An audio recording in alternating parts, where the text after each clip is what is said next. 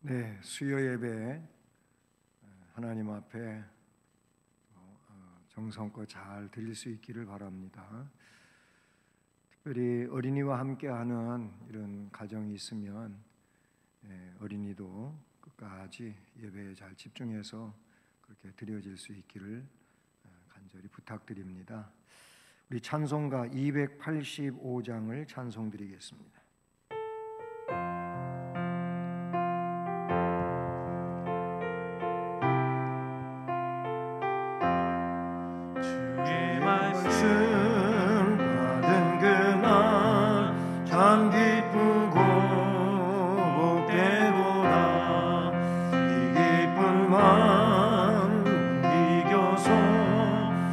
세상에 전하노라. 기쁜 날 주 나의 죄 다 씻은 날 늘 깨어서 기도하고 늘 기쁘게 살아가리. 기쁜 날 나의 죄 다 씻은 날 이 좋은 날 내 천한 몸 새 사람이 되었으니 이 몸과 마음 다 바쳐서 영광의 주를 섬기리. 기쁜 날 주 나의 죄 다 씻은 날 늘 깨어서 기도하고 늘 기쁘게 살아가리. 기쁜 날 주 나의 죄 다 씻은 날 이 사람 된 평안한 마음을 있어서 이 복된 말 전하느니 나의 본분 삼았구나. 기쁜 날 주 나의 죄 다 씻은 날 늘 깨어서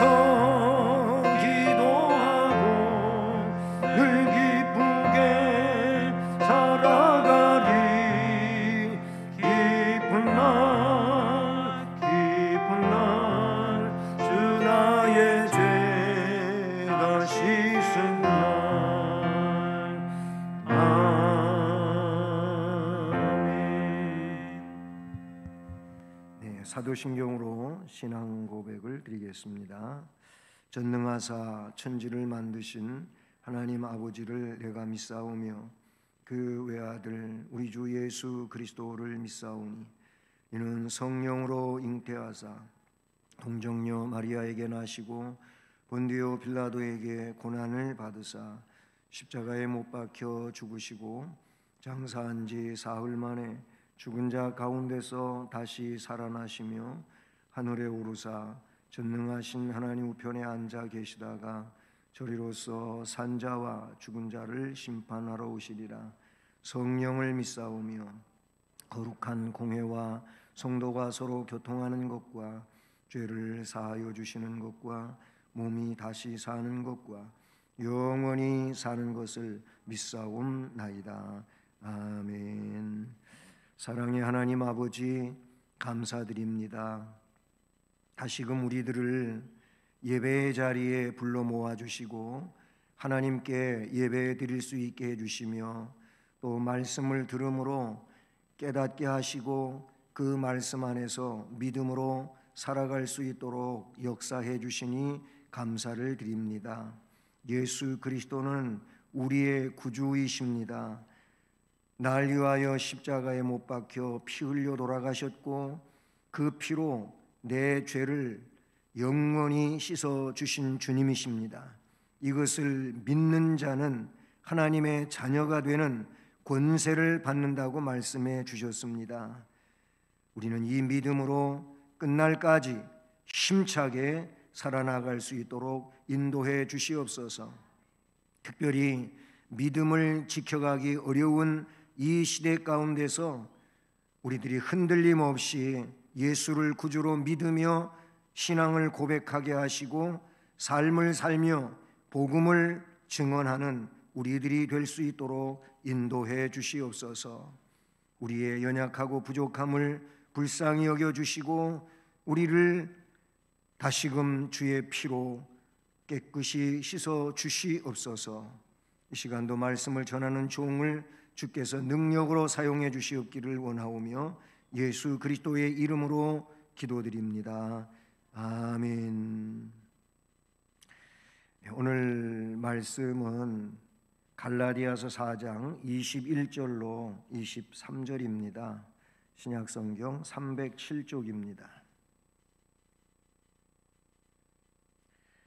갈라디아서 4장 21절로 23절 말씀을 함께 봉독합니다.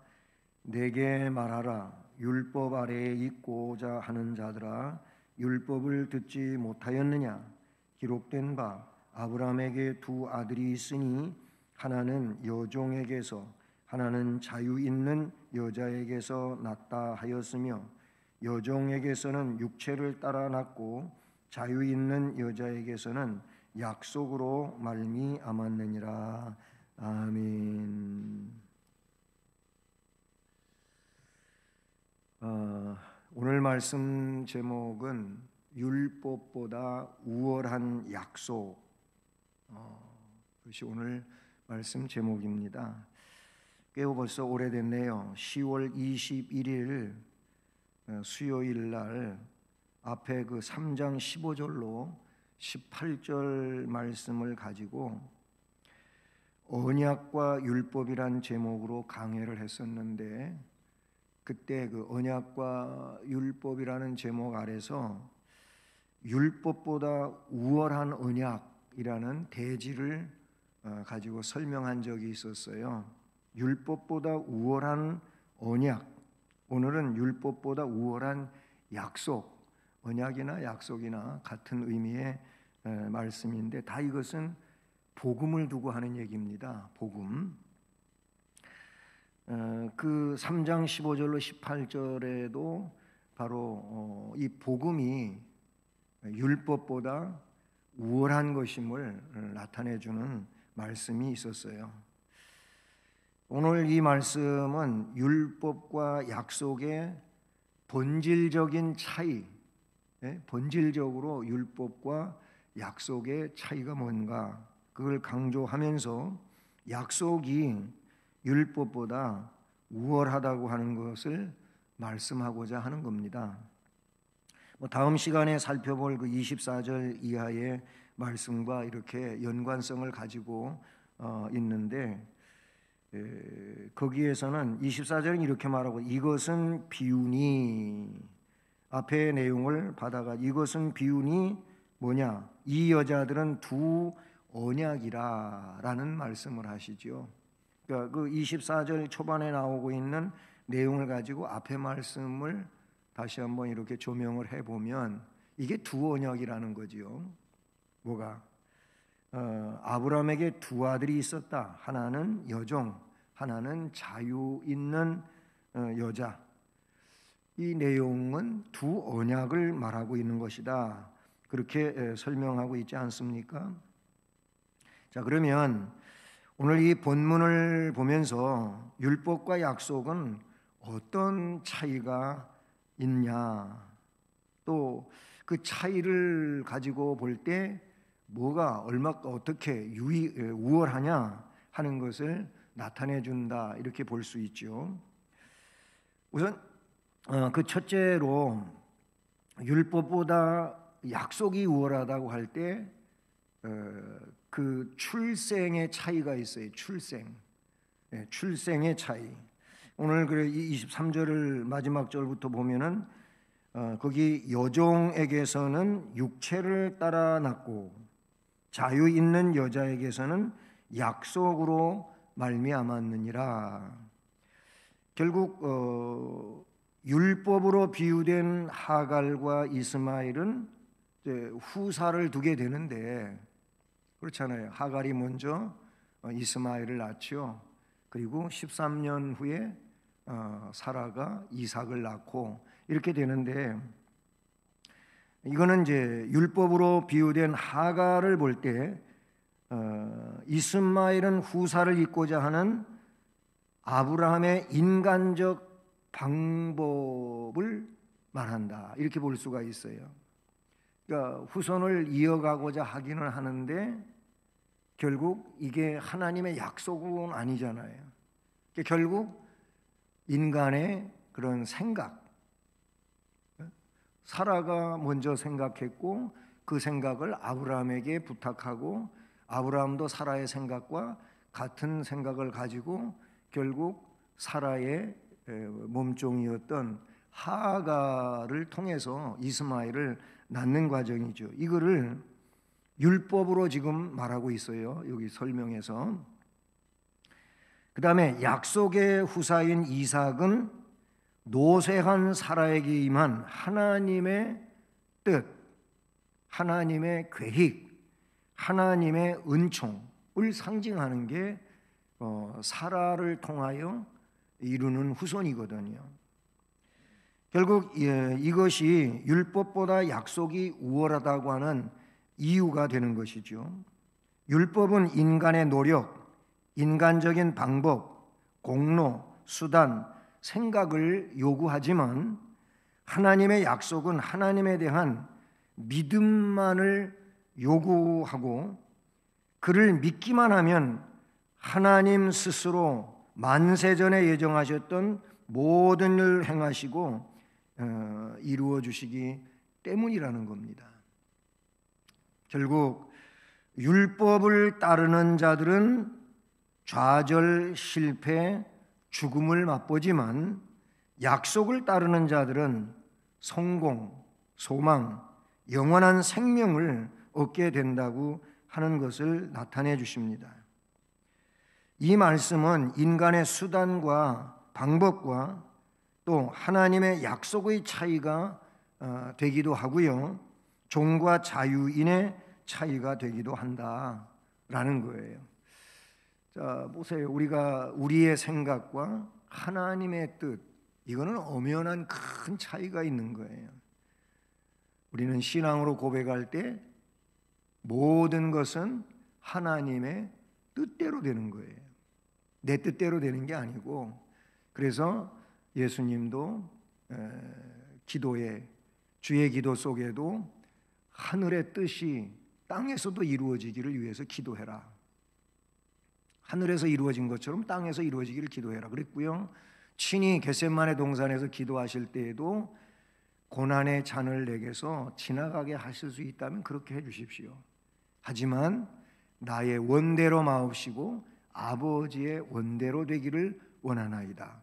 이 부분은요, 이게 간단한 내용이 아니에요. 참 귀중한 내용이라고 볼 수가 있는 것이죠. 이 이스마엘과 이삭, 즉 사라와 하갈, 이거는 엄연한 차이가 있는 거예요. 그것은 결국 율법과 약속을 이야기할 때 이런 출생으로 볼 때에도 엄연한 큰 차이를 가지고 있다라는 것이죠.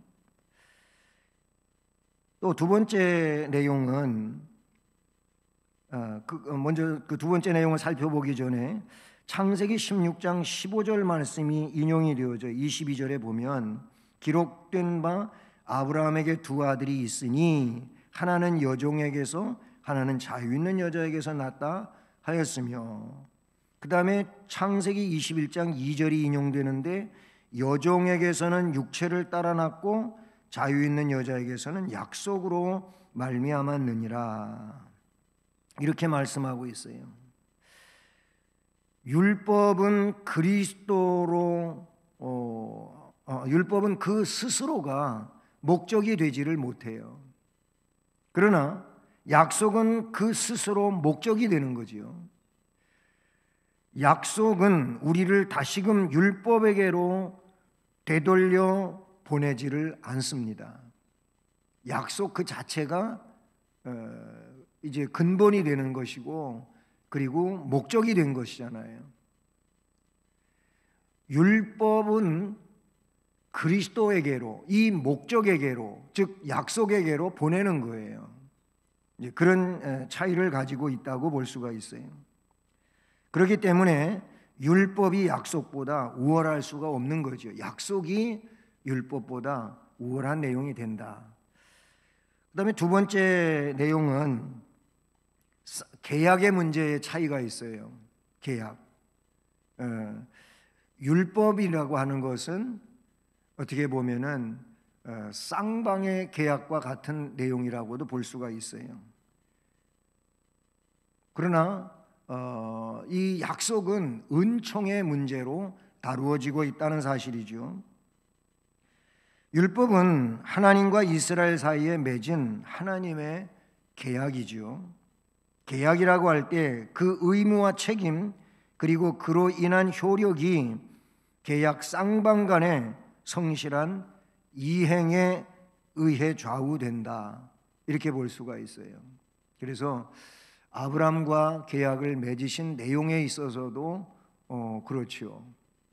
그 다음에 그 이하에서 나오고 있는 모든 그 율법적 조항은 그걸 그대로 지켜야만 되는 겁니다.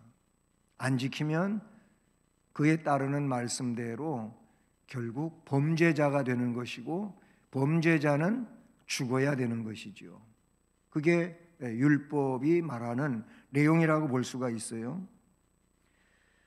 그런데 복음, 즉 약속은 그렇지 않다는 것을 성경은 우리에게 말씀하고 있죠. 하나님의 일방적 은총인 것이죠.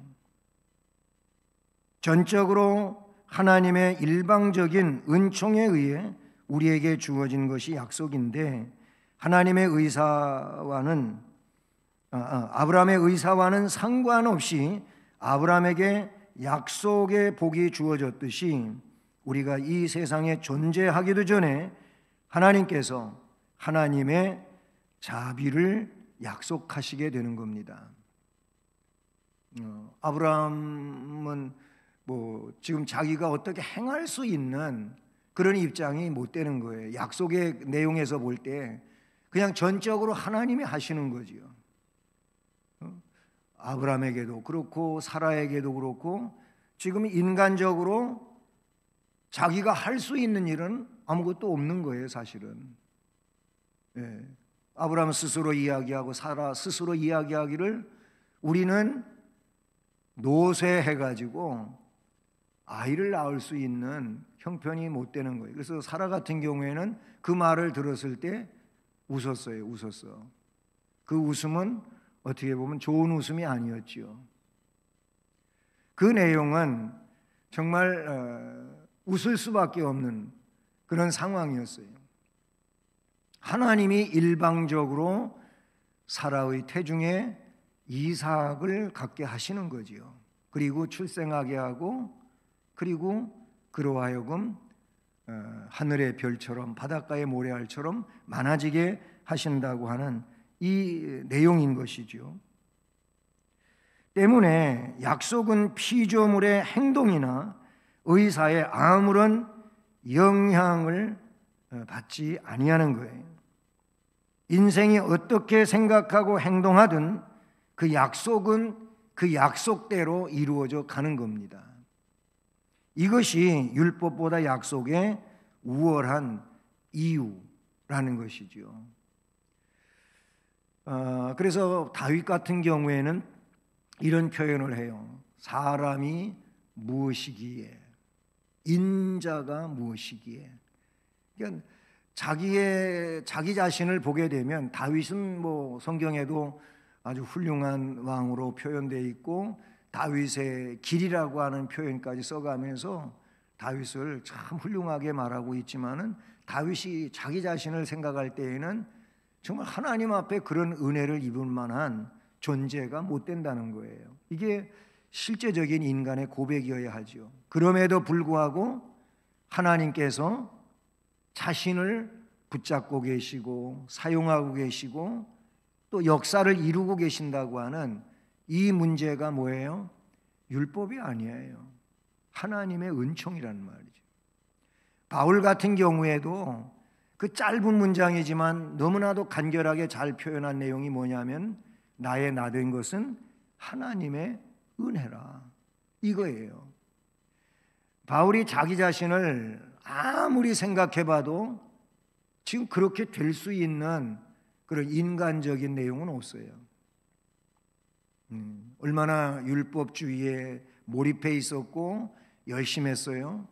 그래서 그 어떤 사람보다도 열심으로 말하면 자기를 따라올 자가 없다고까지 표현할 정도예요. 그래서 율법주의에서 열심히 하다 보니까 그리스도, 나사렛 예수를 그리스도로 인정하는 사람들은 꼴을 못 보는 거죠.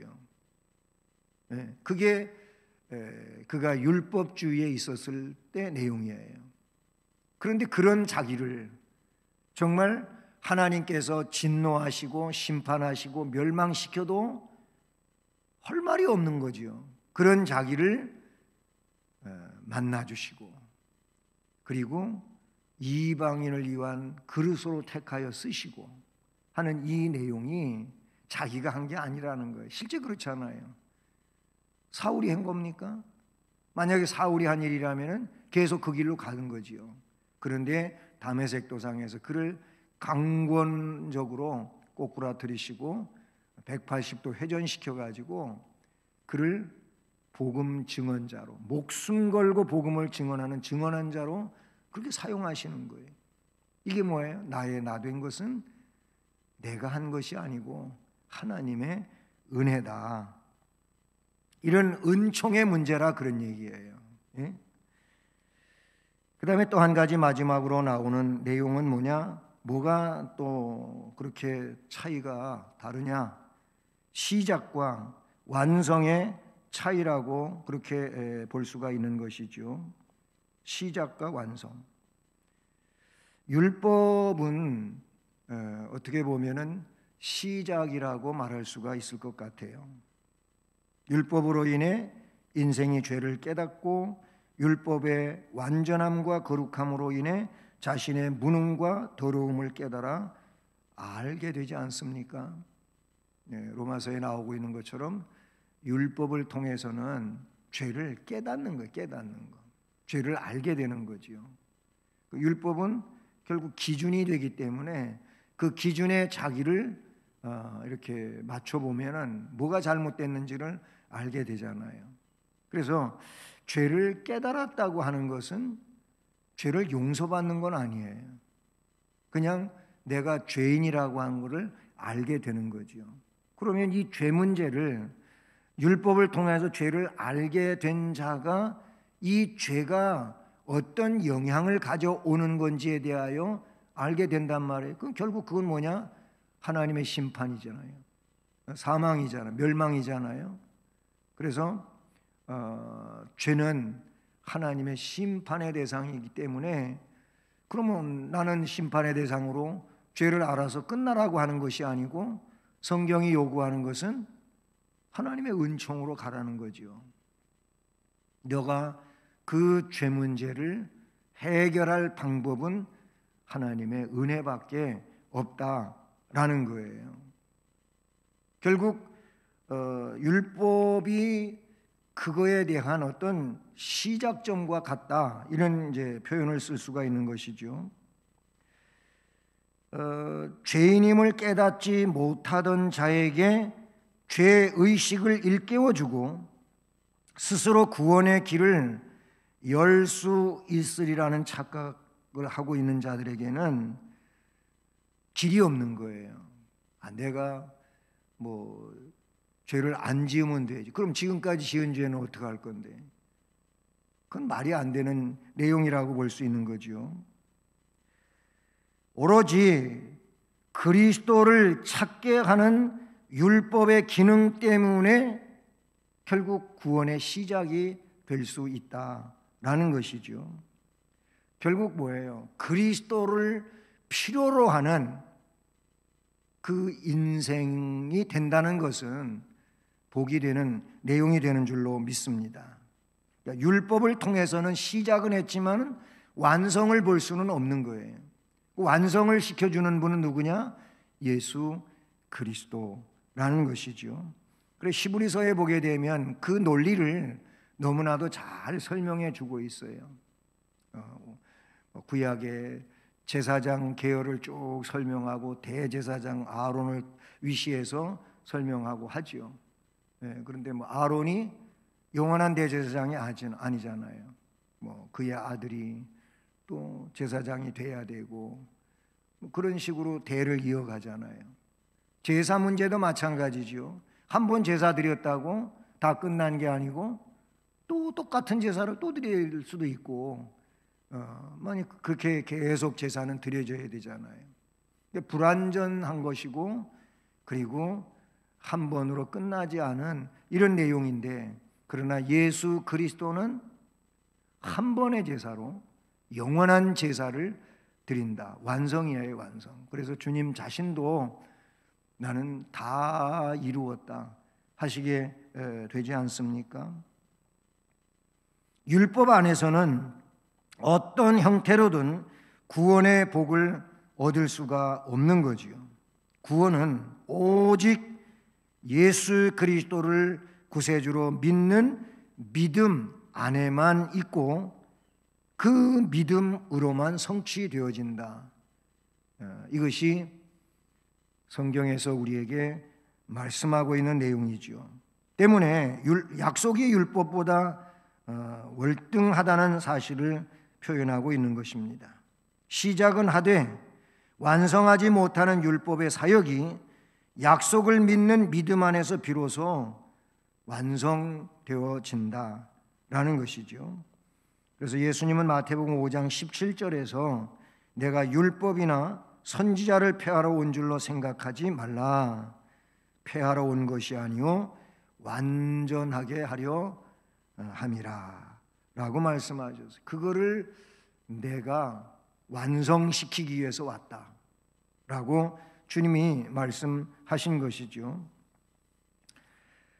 이렇게 율법은 인생에게 그 죄로부터의 자유를 주는 게 결코 아닙니다.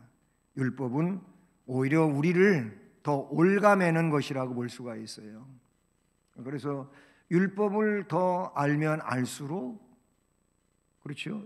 알면 알수록 죄를 더 많이 깨닫게 되는 것이고, 그리고 죄로 말미암은 심판에 대하여 두려움을 갖게 되는 것이 율법이다라고 볼 수가 있죠.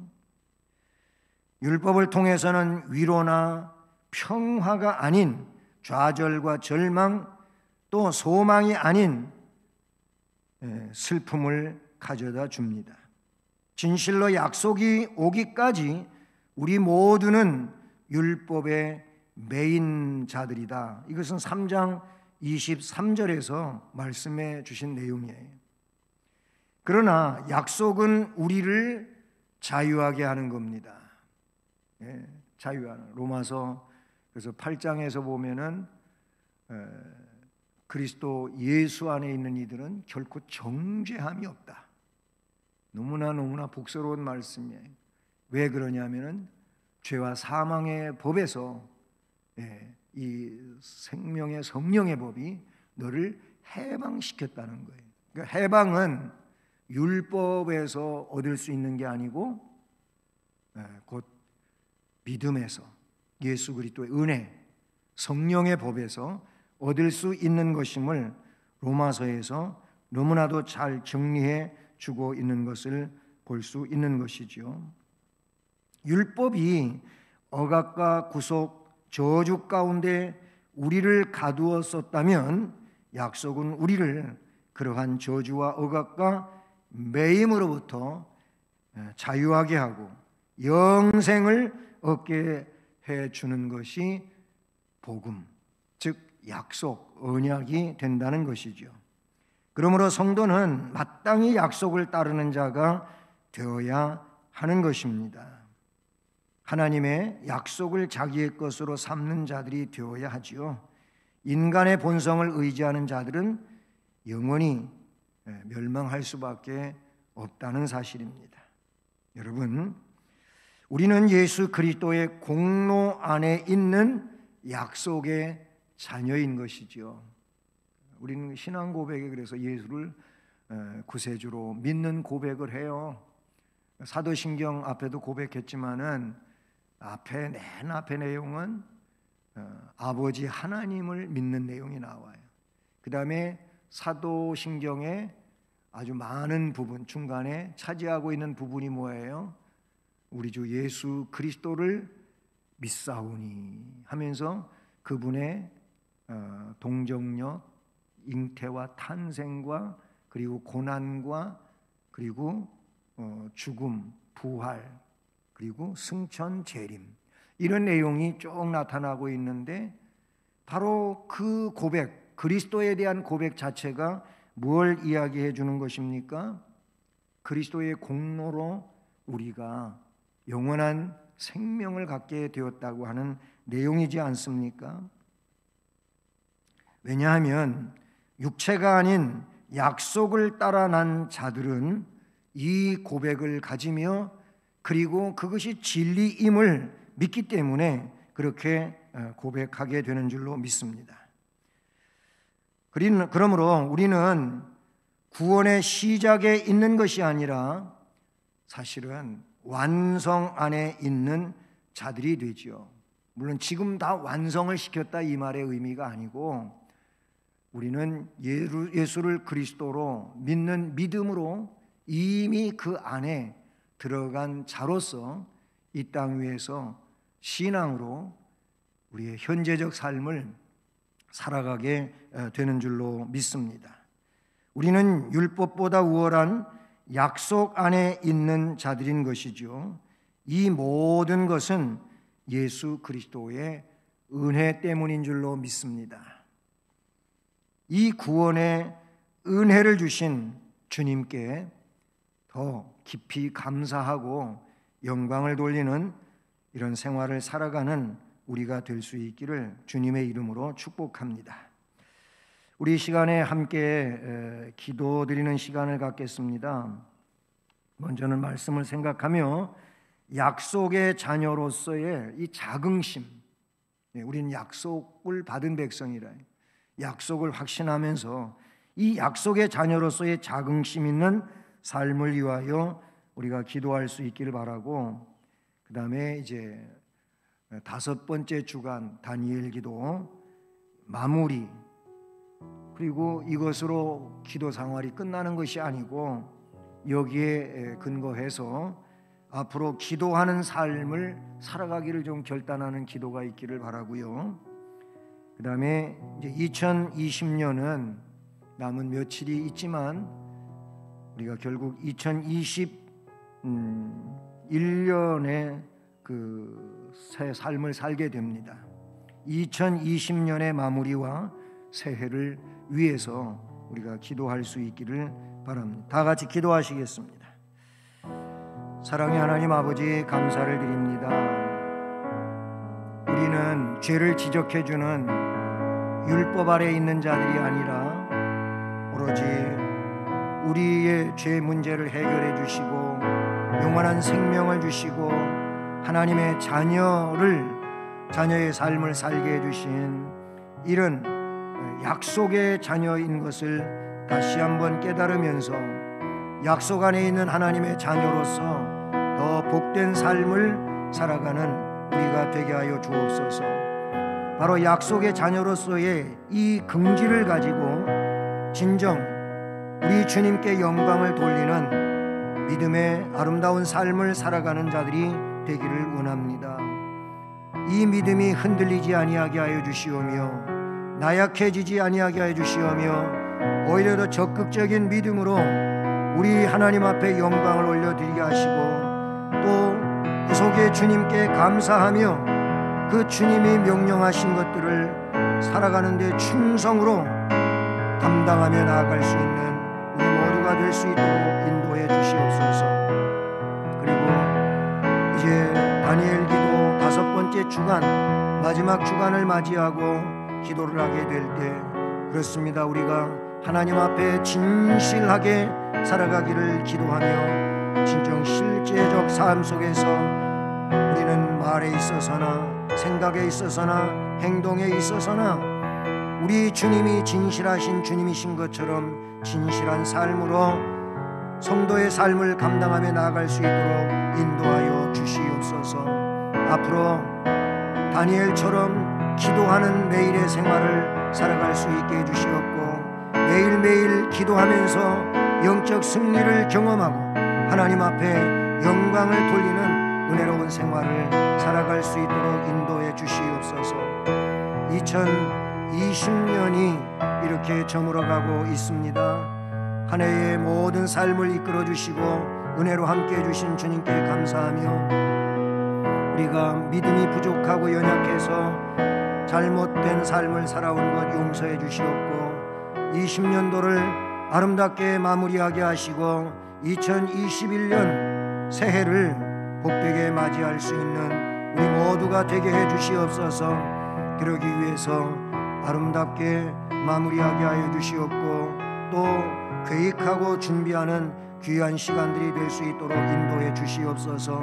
연약한 자들을 강하게 하시고, 그리고 여러 가지 시험을 만난 이들에게 승리하는 은혜를 허락하여 주시옵고, 코로나19로 인해서 부자유한 삶 속에 있는 모든 이들에게 속히 이 코로나19로부터 해방되어 자유함을 가질 수 있게 하여 주시오며, 하나님의 은혜 안에 감사하고 영광 돌리는 충성스러운 삶을 살아가는 데 부족함이 없도록 인도하시고 주장하여 주시옵소서. 아멘.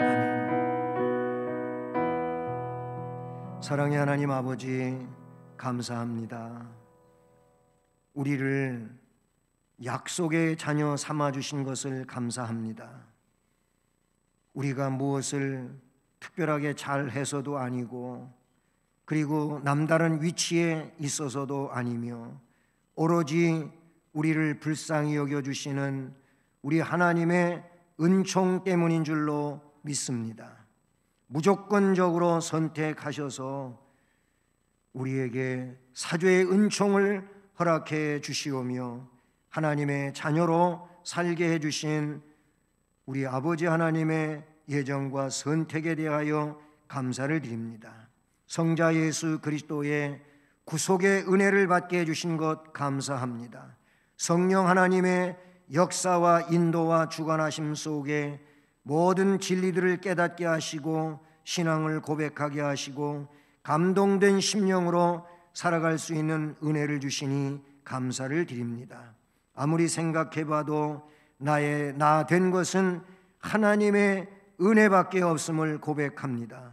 우리 하나님 영광을 받으시고, 우리들이 또 앞으로의 삶을 살아가게 될 때 하나님의 자녀로서의 삶을 감사하면서 약속 안에 그 복음의 능력을 가지고 하루하루 살아가며 영광을 주 앞에 돌릴 수 있도록 인도해 주시옵소서. 예수 그리스도의 이름으로 기도드립니다. 아멘. 찬송가 286장 찬송입니다.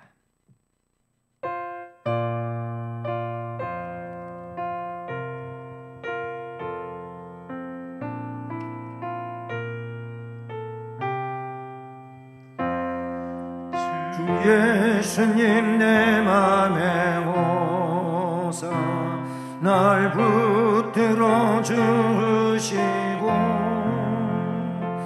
내 마음에 새 힘을 주사 늘 기쁘게 하소서. 사랑의 주 사랑의 주 내 마음속에 찾아오사 내 모든 죄 사하시고 회상한 맘 고치소서. 주 예수님 내 맘에 오사 내 소원 다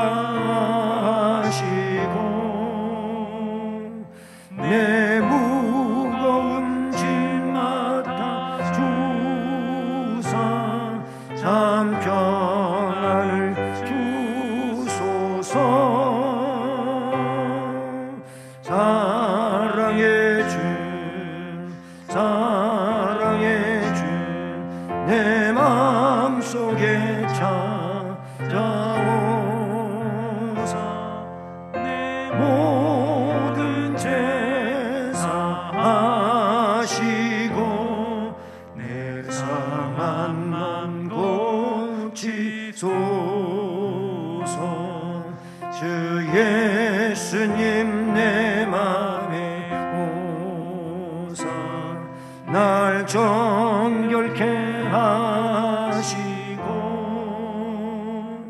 그 은혜를 내 맘에 채워 늘 충만케 하소서. 사랑의 주 사랑의 주 내 마음속에 찾아오사 내 모든 죄 사하시고 내 상한 맘 고치소서. 주 예수님 내 맘에 오사 내 길 인도하시고 주 성령을 내 맘에 채워 늘 충만케 하소서. 사랑의 주 사랑의 주 내 마음속에 찾아오사 내 모든 죄 사하시고 내 상한 맘 고치소서. 아멘.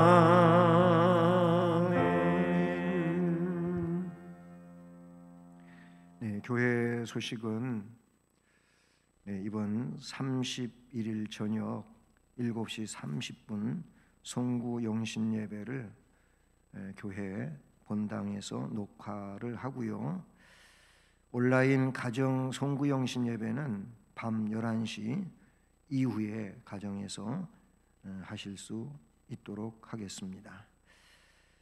그리고 재직 임명, 각 위원회 위원들 임명은 바로 이 31일 송구 영신 예배 때 하겠습니다. 그리고 돌아오는 주일은 신년 감사 주일로 오전 9시에 예배를 드리며 가정 예배를 녹화하겠습니다. 가정에서 오전 11시에 주일 예배를 드리실 수가 있습니다.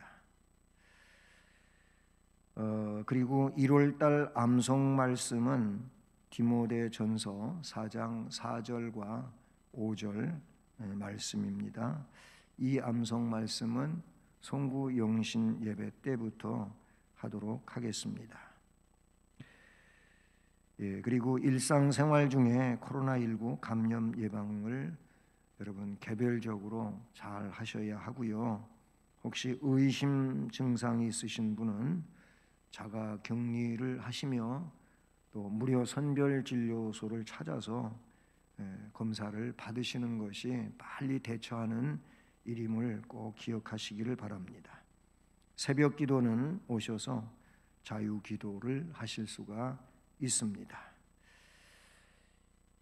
이제 다 같이 주의 기도하심으로 오늘 예배를 마치겠습니다.